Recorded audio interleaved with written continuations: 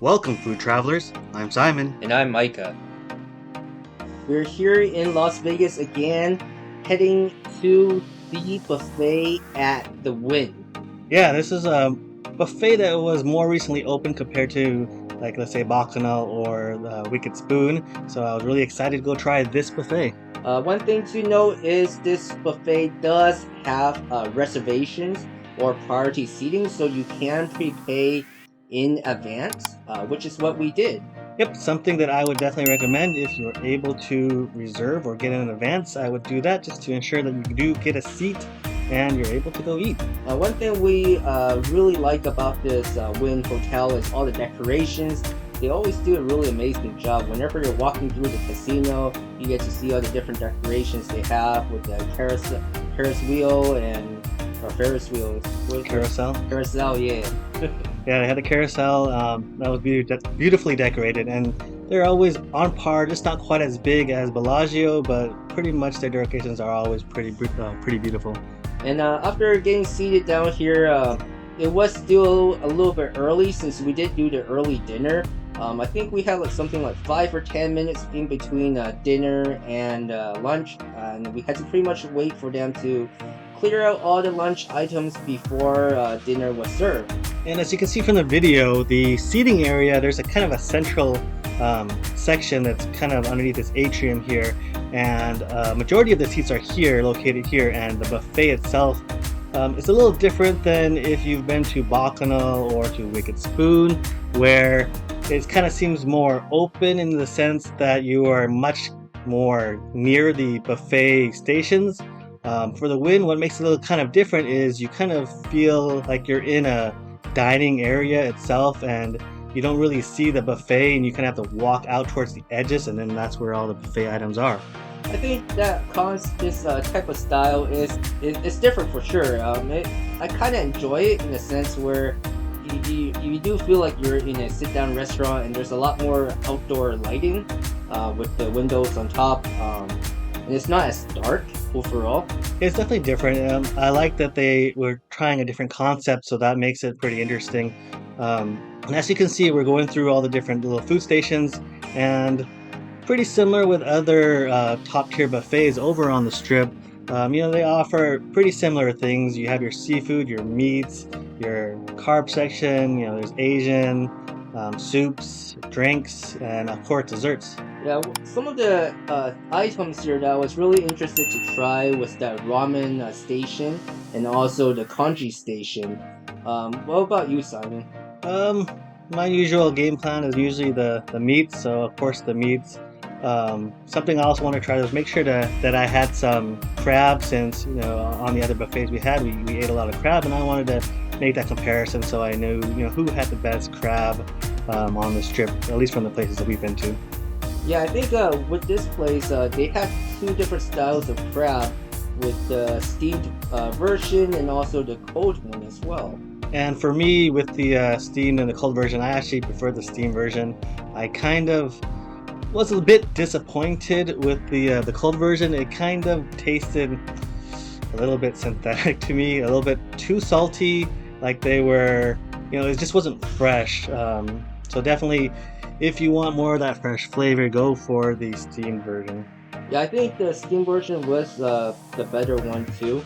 Um, I also appreciate how they split all the crab legs in half, so there wasn't as much work needed to get to the meat. For me, I don't mind too much. Sometimes you can get that really nice crack on the leg, and you just pull the shell over, and you get this nice big chunk of leg meat. That's something that I kind of have fun with when I'm eating crab. I mean, that stuff is all fun and all, but when you're just trying to eat as much as you can, you gotta save that time, man. I don't know. I guess I don't eat that much, but it is how it is.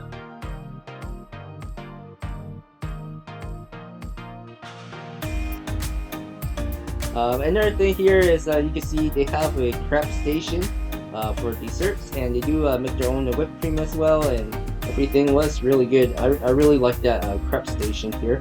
Yeah, I didn't have this crepe station, but it looked pretty cool. Everything made to order, just right in front of you, so that was pretty cool. Maybe when we do go try the buffet again, maybe I'll give this a stop and see what I can get. So another thing to note here is we did come here on a weekday, and there was not as many people as the other buffets that we went to, even though we did make the reservations online. Overall, I didn't feel like there was that many people. Maybe it's because we came here really early. Yeah, but I didn't mind too much. It's always nice to be able to kind of get around to each food station and grab what you want without having to wait, in a line to go get the foods that you want to try. So, for me, definitely, I did not mind that at all.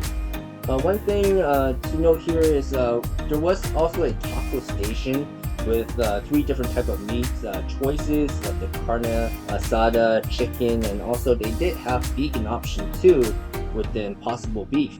So you can see all the different plates that we grabbed and the different type of seafoods and meats that we picked up for our plates. Something interesting I thought was Micah actually, when he tried the ramen soup. That was interesting since I've never really tried it myself. So how was it? I thought the ramen was okay. It was not like memorable. I don't really remember like how much I enjoyed it or I didn't enjoy it. I just remember it was like the interesting item in the buffet to have the ramen. Something I remember about this buffet itself too is usually I'll try to avoid carb items, and in this case I actually grabbed the bao, and Micah's reaction when I grabbed it was pretty shocked. I was like, what the heck are you doing? But I wanted to give it a try and see if it was any good. Overall, it was not the best I've had. It was okay. Definitely, it's edible, it has flavor, but probably I'll go back to my old self and just get my meats and my seafood and enjoy those mostly. Yeah, I was really shocked when Simon grabbed the char siu bao, the barbecue pork bao, and I was like, what are you doing? But because he did that, I decided to try something adventurous myself. I got like the rice, like I was like, okay, it says Chinese sausage rice, like a fried rice. Okay, I thought, okay, let me try this, but I was so disappointed. There's like nothing inside. Yeah, I was surprised when you got that rice too. You also got that, and then as you can see there, he grabbed the congee as well. So it was a much more higher carb buffet than usually that we've ever done.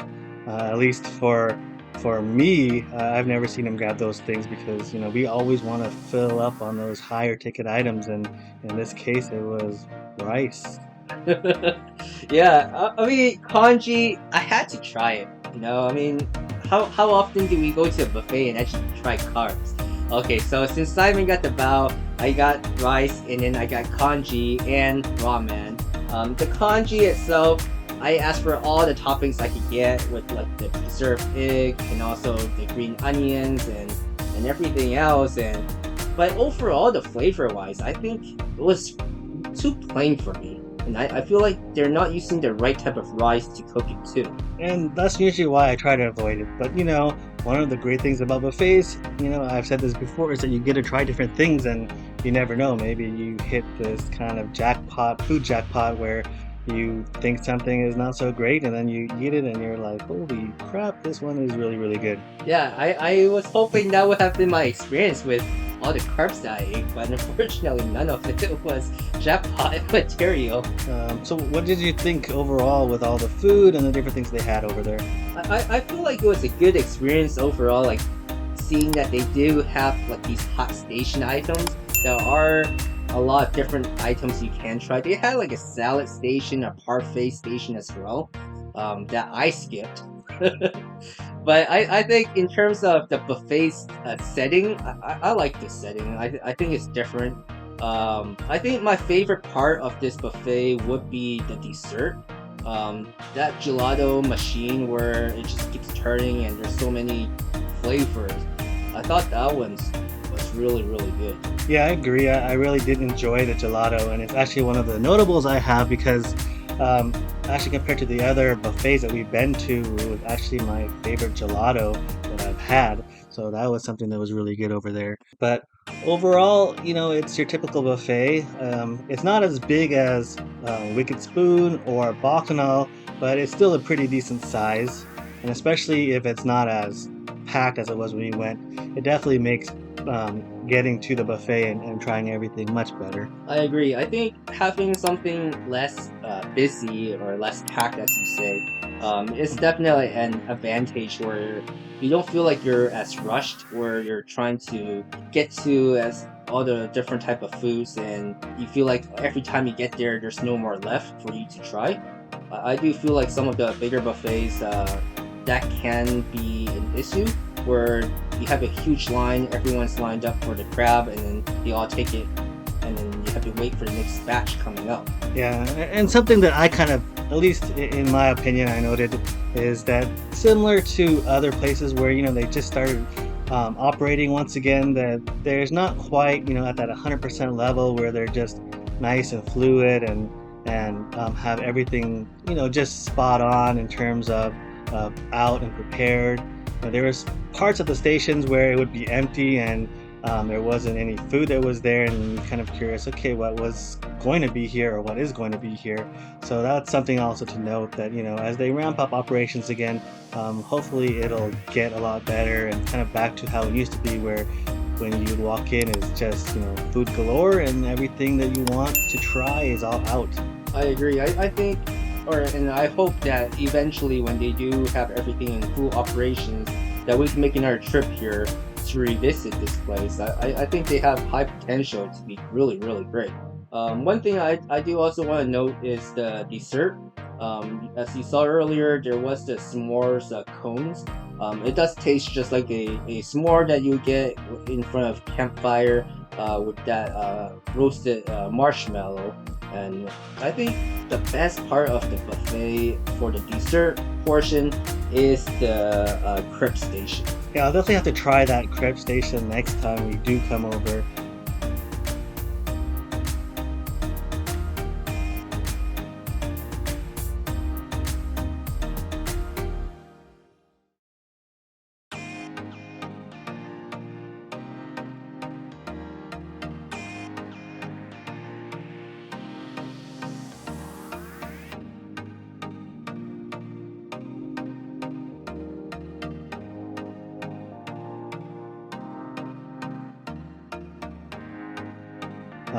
And as you can see here, I actually had two different gelato flavors. I had a mango cream and a lychee.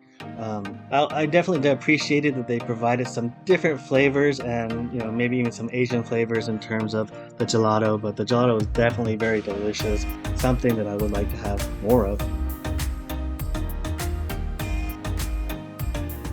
And to finish off the episode is our notables, and for the Wynn Buffet, the actual notable I had was the gelato, and the gelato flavors I had was the mango cream and the lychee.